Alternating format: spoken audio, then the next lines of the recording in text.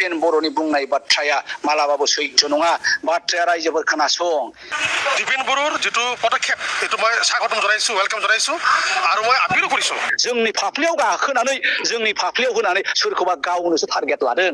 हाग्रामानि फाफ्लियाव होनानै बे प्रमद बर'खौ थेव गावगोन प्रमदनि फाफ्लियाव होनानै बे हाग्रामाखौ थेव गावगोन आरो हिमन्तआ दबदफनि खालामनानै बाहाय रायजो शासन खालामगासिनो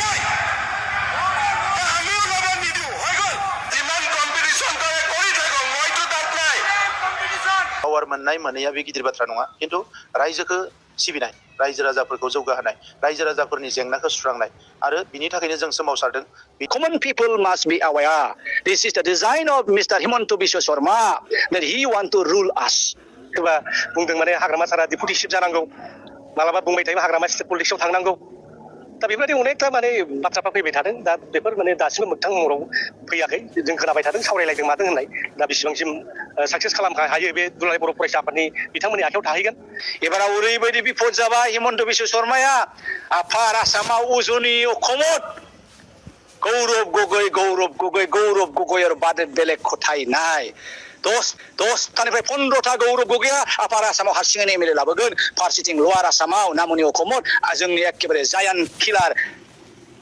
रकिबुल हुसेना 10थानिफ्राय 11टा 12टा एमएलए खौ देरहाहोगोन जेबो फर्मुला गैया हिमन्त बिश्व शर्मा बेखायनो बिथाङा बिटिआरनि बे 15टा एमएलए खौ टारगेट खालामदों आरो मा बिपिएफ आरो इउपिपिएल खौ ज' होनफ्लानानै बिथांमोनखौहाय फिर खनसेबाव गोदोना सेरनानै हाजि दग्लानि सिगुननि जानाय आदारखौ सेखनाय बायदि जानायनि फर्मुलासो बावहाय जेबो सैथोथा आरो इमोसन बिबेक जानांगौनि बाथ्रा गैया खनसेबाव हिमन्त बिश्व शर्माया बिपिएफ आरो इउपिपिएल खौ थगायनोसो नागिरदों बिफारा बेनोथ' बुद्धिया बेना आखला बेबायदिनो हिमन्तआ एखे मालाय हालौनायाव एखे सैमानि आगान अमा हालौनायाव सैमानि आगान बेनि अनगायै जेबो नङा रायजोफोर साबधान बे बिजेपिआ सारा भारतखौ ध्वंस खालामबाय नै रायजोफोर माबा स्मार्ट मिटार आंना मासाव मा जायोमोन आवगायनि मिटारावहाय 400निफ्राय 800 एबार 4,500 फैदों मैया दाखालि मोनसे निउसाव नायदों बिहाराव सासे एखे दरिद्र बिपिएल फेमिलिनि व्यक्ति 31 लाखनो बे स्मार्ट मिटार जाखाबदों बे बिजेपिआ गोदोनि जमिनदार शासनखौ लाबोफिननो नागिरदों लेन्डलर्ड शासनखौ बिथांमोना लाबोफिननो नागिरदों बेखायनो दा नागिरदों नाथाय कंग्रेसआ मालाबाबो बिदि नङा कंग्रेसआ गासैबो जनगोष्ठीखौ मदद होग्रा कंग्रेसनि आमोलाव हेतेश्वर शइकियानि आमोलाव जोङो बिएसि जोनोम होदों तरुण गगैनि आमोलाव तरुण गगैया होनदों बिथाङा बिटिसिखौ जोनोम होदों दिनै बिजेपिनि आमोलाव बिटिआर जोनोम होनाया मा जाखो बेयो मोनसे खान्थाल फिथाइ देदगा फुंगा खान्थाल फिथाइ नाथाय खान्थालनि उदैखौ जेब्ला हाफ्रयो रेवा गरसेबो गैया बे जाहैबाय बिटिआर रेकर्ड बुंनांगौबा बेबायदिनो बुंलायलाङो रुपस्रिनि नाम सोलायनाया बेयो प्रमदनि आइडिया नङा रुपस्रिनि नाम सोलायनाया दिपेननि आइडिया नङा बे रुपस्रिनि प्रथम नाम सोलायनायनि आइडियाखौ गर्जन मोसाहारिया जेब्ला पिपल जयेन्ट एक्सन कमिटिनि चिफ कनभेनरमोन नै बे रुपस्रियाव बानायबाय थानाय समावहाय एक्सन कमिटिनि 10 जन 12 जन मानसिखौ लानानै आं फैदों जे रुपस्रिया मोनसे जारिमिनारि बेखायनो बे नामखौ जोङो एसे सोलाय सोल' खालामनि रुपस्रिया रुपस्रिनि थाबाय थागोन नामखौ जोङो गाबज्रिगोन आङो आंनि माबायावबो फेसबुकाव हगारना होदों जे जोङो 1 number choice 2 number choice 1 number चइसआ जाहैबाय गुरुदेव कालीचरण ब्रह्म रुपस्रि एयारपोर्ट और 2 नम्बर चइसआ जाहैबाय जोहोलाव नीलेश्वर ब्रह्म रुपस्रि एयारपोर्ट कारण जोहोलाव नीलेश्वर ब्रह्मनि नामाव गोबां जेबायदि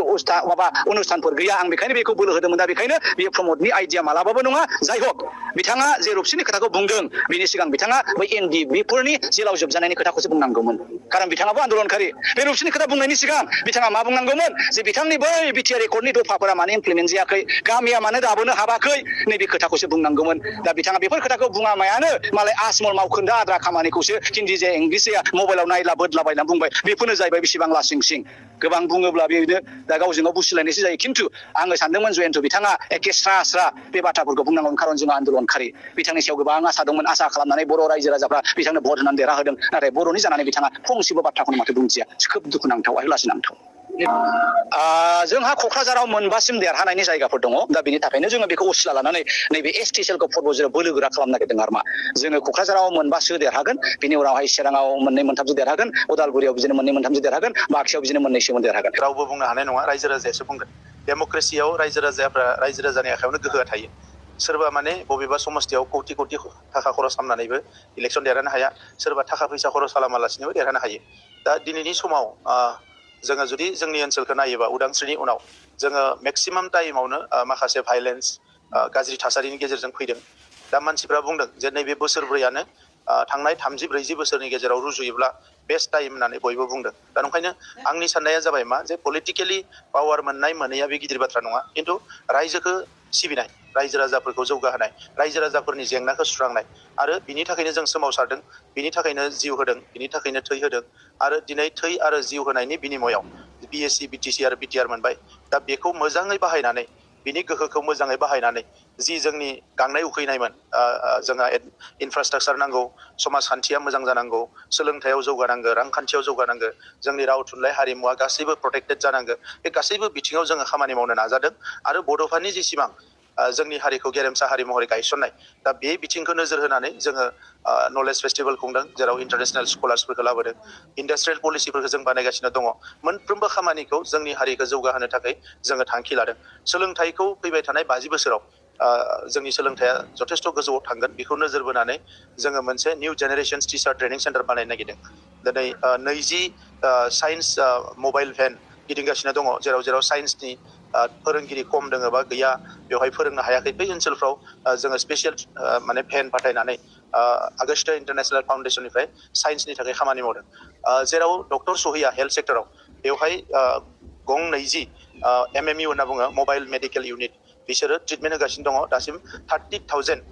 माने फेमिलिसफ्राव थांनानै बिथांमोनहा ट्रिटमेन्ट होबाय दा बेबायदि गुबुन गुबुन खामानि बिग मिशननिफ्राय लानानै गड मिशननिफ्राय लानानै गासैखौबो जोङो इयुनाव जाहाथे जोंनि रांखान्थिया जौगालांनो हायो बेखौ नोजोर बोनानै जों खामानि मावगासिनो দিপেন বড়োৰ যিটো পদক্ষেপ এইটো মই স্বাগতম জনাইছোঁ ৱেলকাম জনাইছোঁ আৰু মই আপিলো কৰিছোঁ যে এই নাগপুৰ আৰু দিল্লীৰ যিটো আগ্ৰাসন আমাৰ এই কাউন্সিল অসমত থকা যিবিলাক কাউন্সিল একমাত্ৰ BTC আৰু ৰাভা হাছং বাদে প্ৰত্যেকটা কাউন্সিলে বিজেপিয়ে দখল কৰিছে BTC অঞ্চলৰ ৰাইজৰ আশা আকাংক্ষা পূৰণ কৰিবৰ কাৰণে এই অঞ্চলৰ বিভিন্ন জনগোষ্ঠীৰ সমস্যা সমাধান কৰিবৰ কাৰণে দীৰ্ঘদিনৰ আন্দোলনৰ ফলশ্ৰুতিত BSc BTC BTR এই কাউন্সিলবিলাক ইয়াত গঠন কৰা হৈছে আজি নাগপুৰৰ ইশাৰাত এইটো কোনোবাই দখল কৰিব সেইটো হ'ব দিব নোৱাৰি আৰু সেইটো যদি হ'ব দিব নোৱাৰি আজি এই কথাটো আপচুৱে ছেকেণ্ড অনুভৱ কৰিছে উপলব্ধি কৰিছে গতিকে আপচুৱে যিটো পদক্ষেপ লৈছে মই ৱেলকাম জনাইছোঁ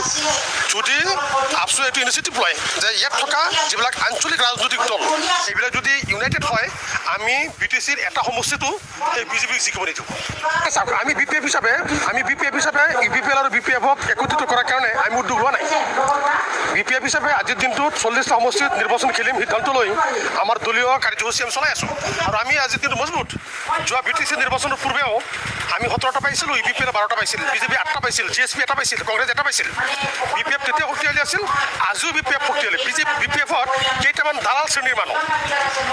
দালাল শ্ৰেণীৰ মানুহেহে BPF এৰি বিজেপিত যোগদান কৰিছিল BPFত কোনোবা MLA হৈছে কোনোবা মন্ত্ৰী হৈছে কিবা হৈছে বিজেপিত দালাল শ্ৰেণীৰ মানুহখিনিহে গৈছে ইয়াৰ পৰাতো ভাল মানুহ গুচি যোৱা নাই গতিকে আজিও BPF দল শক্তিশালী গতিকে আমি UPPL লগত এলায়েন্স কৰিব লাগে বুলি আমি গাই ফুৰা নাই কিন্তু আজি এই অঞ্চলৰ ৰাজনৈতিক বাতাবৰণ এই অঞ্চলত বিভিন্ন জনগোষ্ঠীৰ লগত সংঘাত বড়ো জনগোষ্ঠীৰ উত্তৰণৰ ক্ষেত্ৰত আপচুৱে লোৱা পদক্ষেপ যিটো আপচুৱে আঞ্চলিক ৰাজনৈতিক দলবিলাকক একত্ৰিত কৰিবৰ কাৰণে যিটো আপিল কৰিছে সেই আপিলটোকহে মই সন্মান সহকাৰে ৱেলকাম জনাইছোঁ যদি আপচুৱে অনুভৱ কৰিছে যে ইয়াত আঞ্চলিক ৰাজনৈতিক দলবিলাকক ঐক্যবদ্ধ কৰি আমি ইয়াৰ স্থানীয়ভাৱে আঞ্চলিক ৰাজনৈতিক দলে BTC শাসন কৰক সেই ক্ষেত্ৰত আমি সহযোগিতা কৰাইছোঁ আমি সহযোগিতা কৰাম जोंनि रिजनेल पार्टिफोरखौ खौसे जानांगौ UPPL BPF लोगो जानानै इलेक्सन गेलेनांगौ होननाय मोनसे नुबाय थादों जोङो आरो बायदिसिना बिदिनो बुंलायनाय सोरबा बुंदों माने हाग्रामा सारा डिपुटि चिफ जानांगौ मालाबा बुंबाय थायो हाग्रामा स्टेट पलिटिक्सआव थांनांगौ दा बेबायदि अनेकथा माने बाथ्राफ्रा फैबाय थादों दा बेफोर माने दासिमबो मोगथां महराव फैयाखै जों खोनाबाय थादों सावरायलायदों मादों होननाय दा बेसेबांसिम साक्सेस खालामनो हायो बे दुलाराय बर' फरायसा आफादनि बिथांमोननि आखायाव थाहैगोन दा जेखिनि हक दिनै जोंहा BPFआ गाव हारसिंनो बे गोहो गोराखा जोङो थांनाय MP इलेक्सनाव जेनदोंब्लाबो जों अलरेडि 25टा समस्थियाव देरहाना दंखायो अलरेडि जोंना सरकारानो सोलिना दंखायो दा बुंजायो आरो माने दा इलेक्सन फैब्लानो रायजो राजाफ्रा जोंनो भट होगोन देरहाहोगोन BTCआव 2025आव हाग्रामा महिलानि दैदेननायाव सरकार दागोन बे रोखाखा दा बेखौ नुनानैनो माखासे राजनीतिक दलफ्रा दिनै BPFजों लोगो नांनानै दिनै माने सासनाव थाफानो दिनै सेस्था खालामदों ओरै नङा ओरैहाय दिनै बेखौ नुनो मोन्दों दिनै कंग्रेसनिफ्रायबो प्रप'जाल फैदों GSPनिफ्राय प्रप'जाल फैदों अना बर'निफ्राय प्रप'जाल फैदों BJPनिफ्रायबो प्रप'जाला फैदों दा बिनि सायाव जों बिजिरना नायगोन दिनै खालामथावथाव जुदि परिबेस जायोबा खालामगोन आरो हारसिङै जोंहा शक्तिशालिखा दा जोंहा लाफानांगौखौनो दरखारबो गैया दिनै प्रमद बर'आ नुदों भबिष्यतखौ दिनै खोमसि जाबाय बिथांमोनहाथ' जिर' आउट जानो हासिगौ गतिके दिनै प्रमदनि बर'नि जे लामा मोननैबो लामाया बेना खोमसि जानानै दङ बेराफारसे थांगोन दिनै नेसनेल पार्टिजों लोगो जानानै सरकार जादों सागराव आगान हैबाय गोलेरा मावनो थांगासिनो दं बेखौ दिनै आरो नुबाय बेराफारसे BTR सुक्तिखौ बिथाङा मोनसेबो मावफुंनो हायाखिसै दिनै बर' रायजो राजाफोरजों दिनै बिथाङा दुसि जासिगोन ओंखायनो दिनै अर फारसे आगान होगासिनो दङ गतिके बिथाङा नुबाय दिनै अरजों बारसोमलांनो ना खामथार जानो ना दैयाव बारजोमनानै गोलेरजों मन' जानो दा गतिके बिथाङा सानदों खोमा बे हाग्रामा महिला दैदेननाय BPFनि माने पार्टिजोंनो नांगाल मुथियाव हमफानानै बोरैबा जों मोनसे स्लिम लामाजों थांनो हायो नामा जाय मानसिया माने एक्सपिरियेन्स गोनां गोरों गोरा रायजोफ्रा जायखौ लुबैयो बेजोंनो साया लानानै गावनि बिपदखौ दिनै मुक्त खालामसै नामा हयथ' बिथाङा हयथ' ब्लुप्रिन्ट खालामदों खोमा दा बेफोरबायदि हयथ' गावनि खुगाजों ओंखाराखै सोरखौबा बुंनो थिनदों दा बेफोरबायदि मोनसे गेमखौ बिथाङा गेलेदों जों बेखौ बुंनो हायो दाथ' अलरेडि बायनायानो फर्मेलि डाइभर्स जाबाय दा डाइभर्स पेपाराव सहि होलायनो बाखि दं बिथांमोनहा दा पार्टि हिसाबै खुनु गोरोबलायनाय गैला जों बेखौ नुबाय थादों रेवा नार्जि हारिनि जेनाखि भाषणफोर बिस्वजित दैमारिनि जे भाषणफोर प्रभात बसुमतारी राजीब बांगाल बिथांमोननि जे भाषण बिथांमोना दा सरकाराव थानानै सरकाराव थानाय पार्टियानो नांलायलायगासिनो दं जों बुङोब्ला बिथांमोना अपोजिसन पार्टि नालाय बुंखागोन आरिगोन बिदि बुङोमोन दा सरकाराव थानाय मानसिया सरकारखौ दुसिलायदों द्याट मिन्स बे सरकारा फैलार प्रमद बर'आ दिनै फैलार जाबाय बे दिनै रोखा ओंखारबाय रायजो राजाफ्रा बुजिनो बाखि गैला बेनो फोरमान होदों आरो प्रमद बर'नि दुरबलथा बे मावनो हायाखिसै दिनै NDP जेलनिफ्राय गवाखिसै बिथांमोननि केसा उइद्र जायाखिसै स्कुल प्रभिन्सियेलाइज जानांगौमोन बे जायाखिसै कलेज प्रभिन्सियेलाइज जानांगौमोन जायाखिसै NDPफोरखौ रिहेबिलेट खालामनांगौमोन बे जायाखिसै मार्टियार्स फेमिलिफोरनो दिनैहाय एक्सग्रेसिया फैसा होनांगौमोन बेखौ मोनफुंनो हायाखिसै सिमा बारायनाया दिनैसिमबो जाफुङाखिसै दिनै पावारा थांफिनजोब्बाय दिनै बेफोरखौ नुनानै दिनै रायजो राजाफ्रा थांनाय जे MP इलेक्सन बेवहाय जुदि UPPला हारसिङै गेलेनायमोनबा 2 लाखबो भट मोनामोन दा बिथांमोना बेखौ बुजिनानैनो दिनै BJPआबो बिथांमोननि दुरबलताखौ नुनानैनो बे दुरबल पार्टिजों थानानै जेबो लाब जानाय नंला बेखौ साननानै दिनै बिसेट खालामदों आरो डाइभर्स होदों दा बे सक्तिशालिसिन पार्टि होनोबा BPFआनो 2025 नोंथांमोना नुगोन हाग्रामा महिलारिया सिफ जानो थांगासिनो दं हाग्रामा महिलारिनि नेतृत्वआवनो सरकारा जागोन 2026आव जोङो 15टा MLA देरहा होनानै BTCआव 7 केबिनेट मन्थ्रि लानानै BTCखौ जों मर पावार खालामगोन BTCआव थानाय रायजो राजाफोरनो हा हुनिफ्राय आरम्भ खालामनानै सेंग्रा सिख्लाफोरनो साख्रि होनाय इन्डास्ट्रि गायसननाय दिनै माखासे जेनाखि इनस्टिटिउसनफोर नांगौ बेखौ बानायनाय आरो जोंनि रायजो राजाफोरनि दुख सुख आइजोफोरखौ दिनै एम्पावारमेन्ट खालामनाय बे खामानिखौ जों सानसेनो सानसे दिनै मावफुंलांजोबगोन बेखौ दिनै रायजो राजाफोरनि जिथु प्रतिश्रुति जों थांनाय MP इलेक्सनाव दा बेबादिनो जों मावनानै रायजो राजाफोरखौ गोजोन होगोन